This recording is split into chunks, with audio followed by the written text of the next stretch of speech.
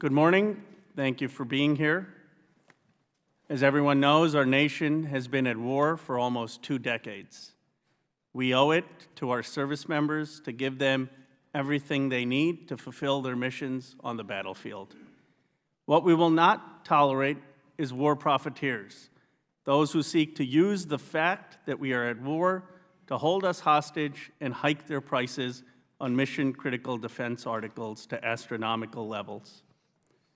Now, this is a bipartisan hearing in the tradition of Harry Truman during World War II to make one thing clear: defense contractors cannot rip off the American taxpayers. Unfortunately, the Inspector General of the Department of Defense, after investigating TransDigm, concluded that they owe millions of dollars back to the taxpayers for overcharging for parts. TransDigm supplies parts for a number of our most critical missions in Afghanistan, Iraq, and around the world. Today, we will hear directly from the Inspector General about TransDigm's actions and to understand what took place. TransDigm's basic business model consists of identifying relatively small companies that make spare parts for the military, especially parts that no other companies make. TransDigm then, according to the report, buys up these small companies, purchases the rights to produce the products, and then unfortunately jacks up the prices. The Pentagon has to pay knowing that they have a monopoly. As a result, contracting officers are in an impossible position. They have generals calling them from the field and demanding these spare parts to get their aircraft off the ground. But the prices they are charged are unconscionable. Let me give you an example. TransDigm manufactures a small part for the Freedom Fighter F-5. This part is called a quick disconnect coupling half. According to information that TransDigm provided to the Inspector General, the part costs only $173 to make.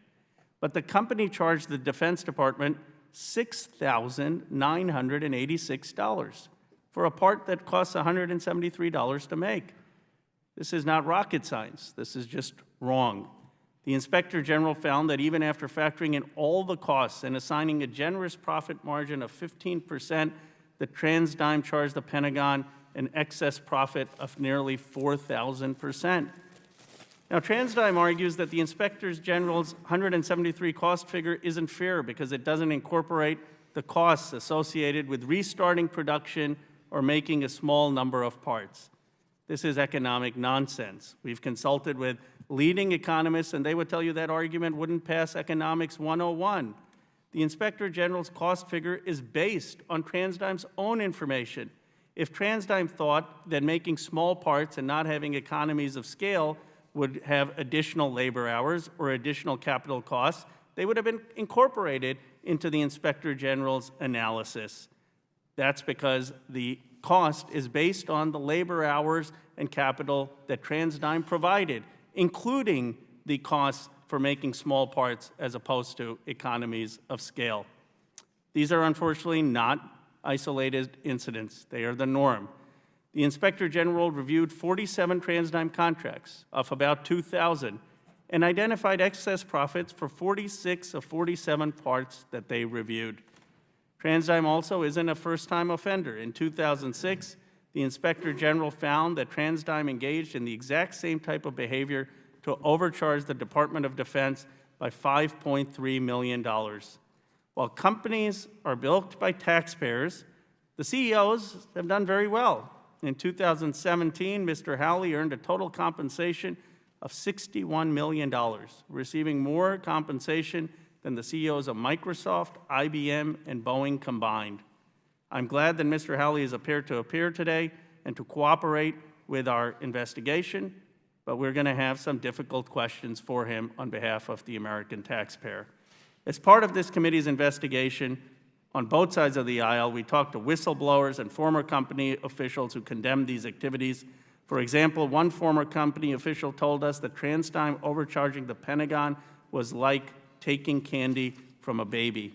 These whistleblowers also told us how company officials concealed information from the Department of Defense about their true costs of production.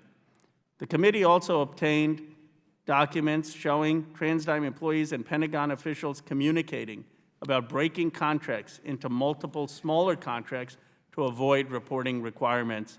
One director of sales told us the employees were coached not to provide cost data. As a director of operations of TransDigm said, we were going out of our way not to disclose the costs to our government. Overall, the Inspector General found that TransDigm made more than $16 million in excess profits just from the contractors reviewed in 47 samples out of 2,000. The Pentagon asked to pay that money back, but so far, the company has refused. Well, here's the deal. We will not leave here today without a commitment from TransDigm that will repay the excess profits. Mr. Stein, we're demanding that TransDigm pay back an amount that is less than TransDigm paid you this year. I hope you will make that commitment in your opening statement or sometime in this committee. It would go a long way. Finally, I want to thank Ranking Member Jordan and his staff for their cooperation and assistance on this hearing and making it bipartisan. And I now yield to him for his opening statement.